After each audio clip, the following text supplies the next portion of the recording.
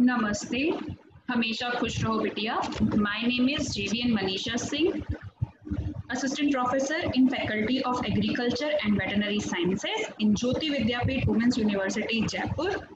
Today, I am teaching you factors affecting milk composition in advanced milk and milk products technology under the discipline of food and biotechnology.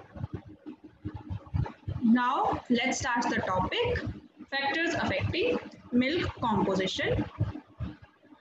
Many factors influence the composition of milk, the major components of which are water, fat, protein, lactose, and minerals. Nutrition or dietary influences readily alter fat concentration and milk protein concentration. Fat concentration is the most sensitive to dietary changes and can vary over a range of nearly 3% units. Dietary manipulation results in milk protein concentration changing approximately 0.6% units.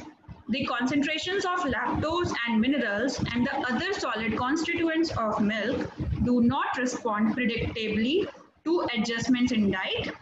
The milk composition and component yields also can be affected by the genetics and environment, like some genes of cow or buffalo or any mild animal will produce more food, more milk rather than the same animal, but different genes. Then environment, then level of milk production. Individual, this will basically the individual that individual one cow or buffalo or any mild animal can produce more milk rather than other than the other mild animals. Then stage of lactation, disease or mastitis, then season and age of the cow.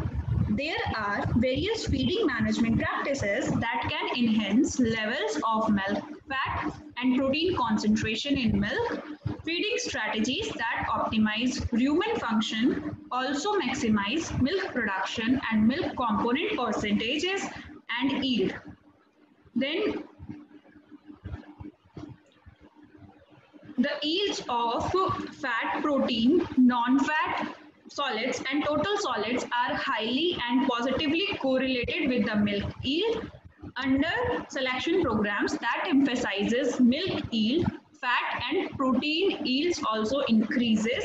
However, the percentages of fat and protein in the total composition decreases. In genetics and environment, that environmental factors are such as nutrition and feeding management will impact yield more than the actual percent composition of the major milk constituents, and genetic selection should be directed towards increasing fat, protein, non-fat solids and non-fat solids yield.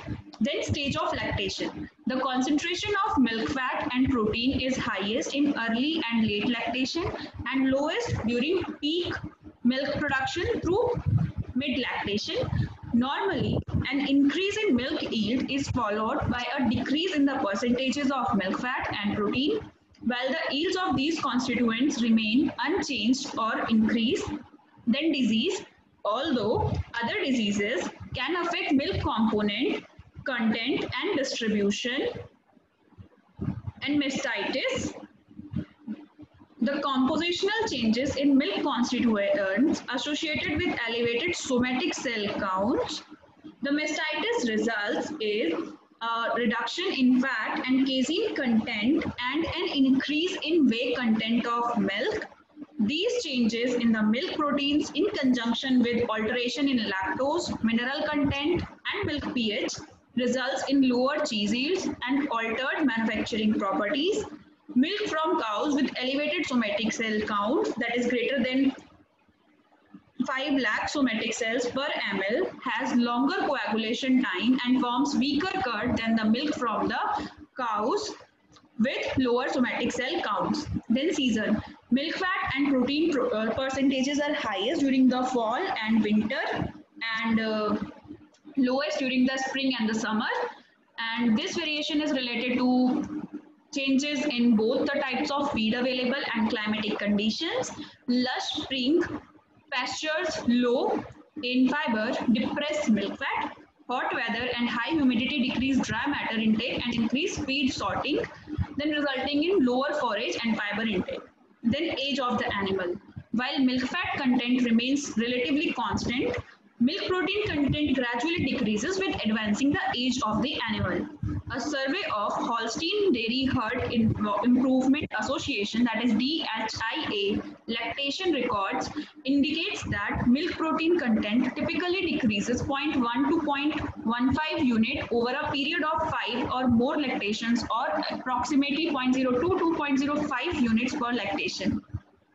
Then maximizing rumen function can increase milk components.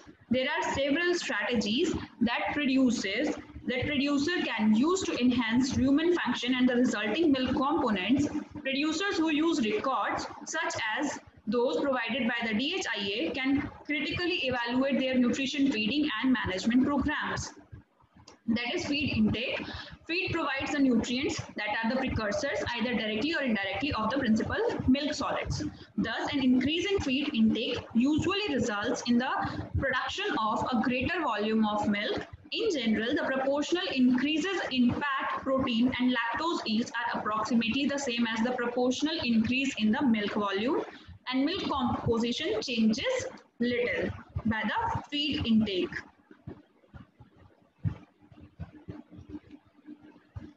Hope you all are satisfied with this session. This session is powered by Digital Version 2.0 Jyoti Vidyapeeth Women's University, Jaipur. If you have any query, please mention it in a comment box. I will resolve them whenever we have a live session. Thank you so much for watching this video.